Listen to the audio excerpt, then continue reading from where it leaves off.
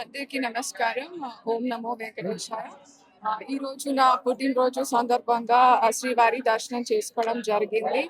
చాలా ఆనందంగా ఉంది. అందరూ ఆయురారోగ్యాలతో కలకాలంగా, సుఖంగా, సంతోషంగా ఉండాలి అనేసి శ్రీవారిని ప్రార్థించాను. మా కుటుంబంతో కలిసి.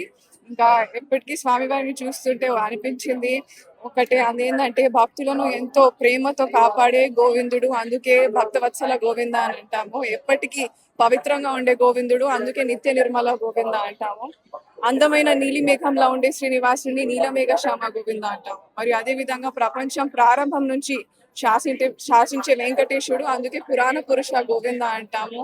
మరియు అదే కాకుండా ఆ గోవిందుడివి తామర పువ్వుల అందమైన కళ్ళు, అందుకే పుండరీకాక్ష గోవింద అంటాము. కానీ నేను మనస వాచ కర్మ గోవింద హరి గోవింద అని అంటాను. మరియు అదే కాకుండా సాక్షాత్తు నందుడి కుమారుడిగా జన్మించిన కృష్ణుడు బాల లీలలు చేస్తూ వెన్నును దొంగలించి తినేవాడు. ఆయనే ఆవులను కాపాడే గోవిందుడు. మరియు భక్తుల పాపాలను తొలగించి క్షమించే దయామూర్తి. మరియు చెడు వారిని శిక్షించి మన కష్టాలను మరియు దురదృష్టాలను తొలగిస్తాడు. ఇంకా మంచి మనుషులకు ఎప్పటికీ కాపాడుతూ భక్తుల కష్టాలను నివారించి పరమాత్ముడే శ్రీనివాసుడు అనేసి నేను చెప్పగలను. అతను మరో ఎవరు కాదు, ఈ కలియుగ దేవుడు మన తిరుమల వెంకటేశ్వర స్వామి అనేసి నేను చెప్పగలను.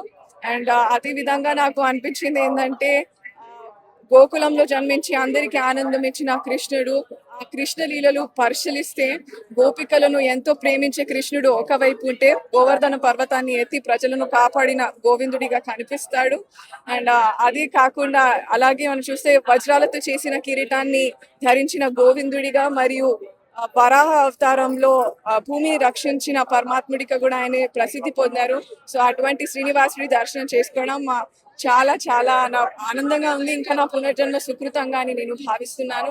అండ్ అదే కాకుండా రీసెంట్ గా గౌరవనీయులైన ముఖ్యమంత్రి గారు కూడా food safety and water safety గురించి ల్యాబ్ కూడా ప్రారంభం చేయడం జరిగింది తిరుమల తిరుపతి దేవస్థానంలో. సో ఇందాక ఇప్పుడే ప్రసాదం, ఇంకా అదే కాకుండా లడ్డు కూడా అది నేను టేస్ట్ చేయడం జరిగింది. చాలా బాగా ఉంది.